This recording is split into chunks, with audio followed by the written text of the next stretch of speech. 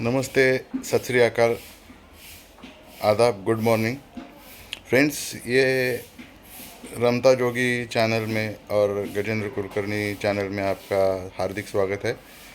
ये हमारा पार्ट 4 तो कंप्लीट हुआ है। उसमें हमने ये बताया था कि हम लोग ज़रा शुरुआत में धीमे चल रहे हैं, लेकिन अभी ये रफ्तार पकड़ने वाली बात हो गई है। थोड़ा व्यूवर्स भी ज़रा ध्यान दीजिए कि क्योंकि कुछ फंडामेंटल्स यानी मूलभूत चीज़ें समझने के लिए मैंने शुरू से ही रफ्तार धीमी रखी थी, लेकिन अभी थोड़ी मेरे दर्शकों को अभी थोड़ा समझ में आ रहा है कि क्या होने वाला है, तो इसलिए मैं अभी रफ्तार बढ़ा रहा हूँ। तो हम लोग अभी पैसे के बारे में, पावर के बारे में कुछ चर्चा कर रहे थे। तो अभी पैसे के बारे में तो हमारा चर्चा चल चल रहा है, चलेगा, क्योंकि ये एक ऐसा घटक है, ऐसा हिस्सा है अपनी ज़िंदगी का कि ये अनिवार्य है। ये हमारे सुबह से लेके शाम तक हमको इसका यूज़ करना पड़ता है। इसकी कमी महसूस होती है कि कितना भी पैसा आ जाए ज़िंदगी में तो और उसकी चाहत होती है। तो हम लोग अभी एक 2 मिनट के लिए अगले विषय पे भी चलेंगे कि पावर यानी मसल पावर होती है, दिमाग की पावर होती है, चरित्र की पावर होती है, सामाजिक शक्ति होती है। तो ये इसमें ये कैसे कमाए, ये कैसे संतुलित रखे और उसको संभाले कैसे। तो पावर यानी देखिए, पहले ये अपने अंग्रेजी में एक मुहावरा है, health, wealth and power. If the wealth is lost, nothing is lost. If your health is lost, something is lost. And if your character is lost, everything is lost. तो सबसे महत्व चरित्र को है, कैरेक्टर को है। उसके बारे में हम लोग अभी अगले 1-2 भाग में चर्चा करेंगे। तो ये पावर कैसे कमाए, तो सबसे हम लोग आते हैं मसल पावर पे, यानी अंदरूनी जो अपना मसल पावर है कि आदमी कितना वज़न उठा सकता है, कितनी देर एक्सरसाइज कर सकता है, कितनी लंबी तक दूर जाता है, वो कितना दौड़ सकता है, कितना किलोमीटर उसका दमखम है और कितना किलो वज़न उठाता है। ये सब चर्चा है। ये इंडिविजुअल पावर है। निश्चित रूप से हर किसी को ये चाहिए होती है। तो उसके बारे में हम लोग अभी चर्चा नहीं करने वाले।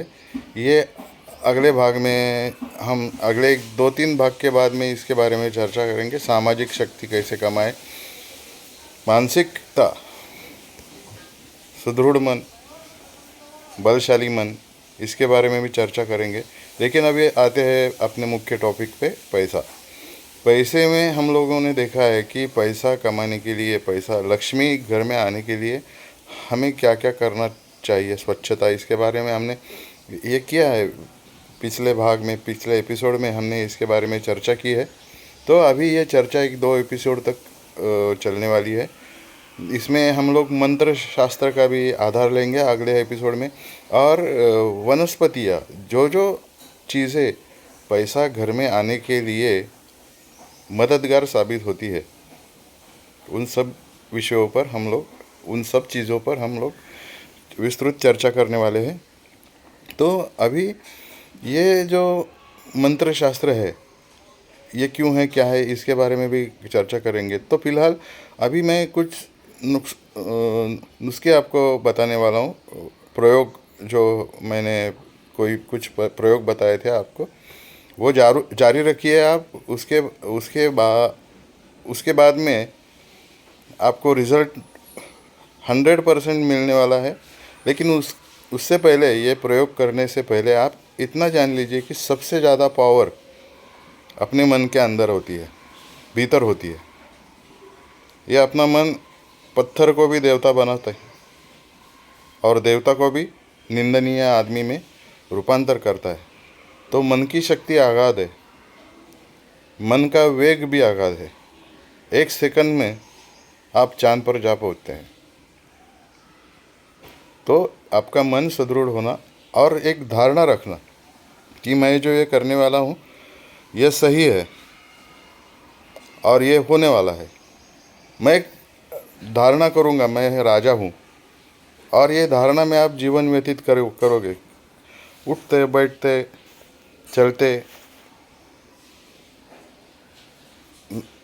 कोई भी काम आप कर रहे हो उसी समय आपको ये धारणा मन में रहेगी कि मैं यार राजा हूँ, बड़ा आदमी हूँ, ये हूँ वो हूँ। तो निश्चित तौर पे ये धारणा आपके जीवन में बदलाव लाती है। तो यही धारणा हम लोग ये प्रयोग करते हुए आपको इसमें पूर्णतया श्रद्धा चाहिए, आपको आत्मविश्वास चाहिए, जो मैं करने वाला हूँ ये सफल होने वाला है, उसमें मुझे कुछ उससे लाभ मिलने वाला है। तो ये कोई भी प्रयोग मैंने जो बताया है तो वो धारणा आप मन में रखिए, रिज़ल्ट आपको 100% मिलेगा, और कुछ 15-20 दिन में ही आपको इसका धीरे धीरे, और ये अगर प्रयोग से फल मिल रहा है, आपको कुछ बातें अच्छी हो रही है, तो आप ये साधना चालू रखिए। तो ऐसे और कुछ नुस्खे मैं बताने वाला हूँ। आपके घर में निगेटिविटी ज़्यादातर है तो ये महसूस होता है आपको। कभी घर में आते ही आपका चिड़चिड़ापन चालू होता है, कभी आपको वहाँ अच्छा नहीं लगता, नींद आती है, उबासी आती है, ये सब निगेटिविटी के परिणाम है। तो इससे आप एक बात का ध्यान रखिए कि मिर्च और नींबू एक साथ कभी भी नहीं रखना। जब आप फिटकरी टांगते हैं अपने घर के अंदर ऊपर, तो बाहर की तरफ हरी मिर्च और हरे नींबू 5 एक के बाद एक कतार में लगा के बाहर पुट्टी पे टांग दीजिए। इससे क्या होता है कि ये सब चीज़ें जो है, खट्टापन, तीखापन, ये सब अलक्ष्मी को प्रिय है, तो वो उधर ही रुक जाती है, वहाँ ही समाविष्ट हो जाती है, अपने घर में अंदर नहीं आती। कुछ एक चीज़ें तैयार करके रखिए कि घर में एक मिठाई का डब्बा अपने टेबल पे, कहीं आपको कपाट में फ्रिज में ऐसा रखना नहीं है, वो खुला खुला यानी ढक के रखिए, लेकिन टेबल पे रखिए। एक महीना भर, 1 महीना 2 महीना ये करते रहिए। आप निश्चित तौर पे उसका सेवन कीजिए, ऐसा नहीं है कि खाली रखना है उधर आप देखते रहिए, ऐसा नहीं है। लेकिन वो मिठाई ख़त्म होते ही दूसरी मिठाई आपको ज़रूर रख देना है। क्या 200-300 रुपये उसमें खर्चा होता है, लेकिन कीजिए। ये लक्ष्मी के प्रिय वस्तु है, उनके उनके अपने पास रखते ही लक्ष्मी की आहट आपको आने चालू हो जाती है।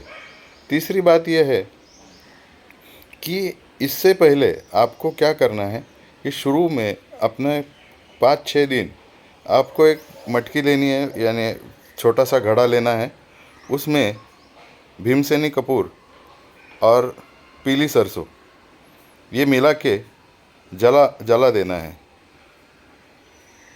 और वो धुआं सब घर में आपको फिराना है। अभी ये अंधश्रद्धा वाली बातें नहीं है। एक एपिसोड में मैंने जो नुस्खे आपको बताए, मैंने पिछली बार भी जिक्र किया था कि ये कैसे काम करता है, इसके पीछे साइंस क्या है। तो एक एपिसोड में इसके ऊपर खुलासे के लिए मैं रखने वाला हूँ कि इसके साइंटिफिक रीजंस क्या है, इसके पीछे प्रिंसिपल्स क्या है इसके। तो उसमें अभी हम लोग समय व्यतीत नहीं करेंगे। तो उसके बाद में आपको ये हर रोज़ सुबह शाम को करना है। सुबह यानी 7 बजे के पहले, और शाम यानी 6 से 7 बजे के बीच में। सब घर में ये धुआं जिधर जिधर बेसिन के नीचे, अपने किचन ट्रॉलीज़ में ज़्यादातर ये गंदगी होती है जहाँ हम लोग साफ़ नहीं कर सकते, वहाँ आपको ये धुआं फैलाना है। उसके बाद में आप एक तेज पत्ता रख लीजिए। तेज पत्ता आपको घर में जलाना है हर दिन। एक बार ही जलाएंगे तो भी कोई प्रॉब्लम नहीं है। एक तेज पत्ता पूरा जला के अपने घर में उसका धुआं फैलाइए, वो बहुत ही शुभ होता है लक्ष्मी आगमन के लिए। इसका प्रभाव बहुत गुणकारी और सिद्ध माना जाता है। तो देखिए, उसके बाद में हम लोग ये तो नुस्खे मैं अगले एपिसोड में भी जारी रखने वाला हूँ। उसके बाद में हम लोग मंत्र, तंत्र और यंत्र कुछ यंत्र भी मैं आपको बताऊंगा, और उसका प्रयोग कैसे करना है, कौन से दिन के लिए कब करना है, ये सब उसमें सूचित किया जाएगा। दोस्तों, मंत्र तंत्र क्यों होते हैं, क्या होते हैं, और ये सच में है क्या नहीं, ये भी मैं उसमें बताने वाला हूँ। तो फ़िलहाल ये 2-3 नुस्खे और पिछले भाग में जो मैंने नुस्खे आपको बताए थे वो आप चालू कीजिए घर में। नमक के पानी का पोछा वगैरह ये सब आप चालू कीजिए। मैं 100% दावे से कह सकता हूँ कि इनके शास्त्रीय कारण मैं दूंगा और इनसे आपको लाभ होने ही वाला है। आप चालू कीजिए, 10-15 दिन में फ़र्क आपको महसूस होगा। तो ये सब चीज़ें जानने के लिए आप मेरे सब चैनल को सब्सक्राइब कीजिए, शेयर कीजिए। देखिए, मुझे मेरे श्रोताओं की ज़्यादा ज़रूरत है। जितने ज़्यादा श्रोता आएंगे, जितने ज़्यादा कमेंट्स आएंगे, मेरे पास विषय बहुत है। मैं कुछ टीका टिप्पणी लेके, वही पेन लेके ये सब नहीं करता हूँ। जैसे जैसे मेरे दिमाग में आता है मैं आपको बताते जाता हूँ। ना ही पढ़ के कोई मैं आपको किसी किताब से ये लेके उठा के किसी का सुन के ये नहीं, ये मेरा प्रत्यक्ष अनुभव है, साधना है। तो मुझे आपका साथ चाहिए इसके लिए, और ज़्यादा से ज़्यादा लोगों तक ये पहुंचाइए, शेयर कीजिए, लाइक कीजिए और सब्सक्राइब कीजिए। सब्सक्राइब से मुझे थोड़ा एक बल मिलता है कि कोई देख रहा है, कोई मैं जो बातें कह रहा, तो मेरे पास इससे ज़्यादा प्रभावित बातें हैं, ज़्यादा कंटेंट्स है, वो मैं आप तक पहुंचाना चाहता हूँ, आप तक। तो please subscribe my channel, like it and share it. जय हिंद, जय महाराष्ट्र।